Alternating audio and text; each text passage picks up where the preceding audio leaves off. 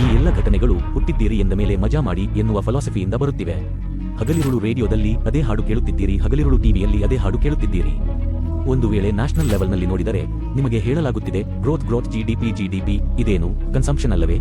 National growth ಹೇಗೆ measure ಮಾಡುವಿರಿ? National income ನಿಂದ ಒಬ್ಬ ವ್ಯಕ್ತಿಯ ಗ್ರೋತ್ ಹೇಗೆ ಮೆಜರ್ ಮಾಡುತ್ತೀರಿ? ಪರ್ಸನಲ್ ಇನ್ಕಮ್ ನಿಂದ. ಮತ್ತೆ ಏನಾಗುವುದು ಪರ್ಸನಲ್ ಇನ್ಕಮ್ ನಿಂದ? ಅವನು ಇನ್ಕಮ್ ಬೆಳೆದರೆ ಒಳ್ಳೆಯ ಹುಡುಗಿ ಸಿಗುವಳು ಭೋಗಿಸಲಿಕ್ಕೆ ಎಂದು ಅನ್ನುತ್ತಾನೆ.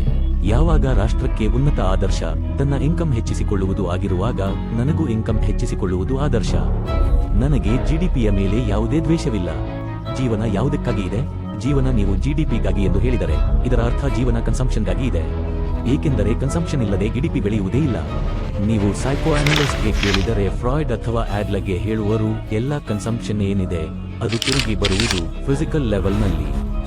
ಒಬ್ಬ ಯುವಕ ದುಡ್ಡು ಮಾಡುತ್ತಿದ್ದರೂ ಅದು ತನಗೆ ಭೋಗಿಸಲು ಒಳ್ಳೆ ಹುಡುಗಿ ಸಿಗಲಿ ಎಂದೇ.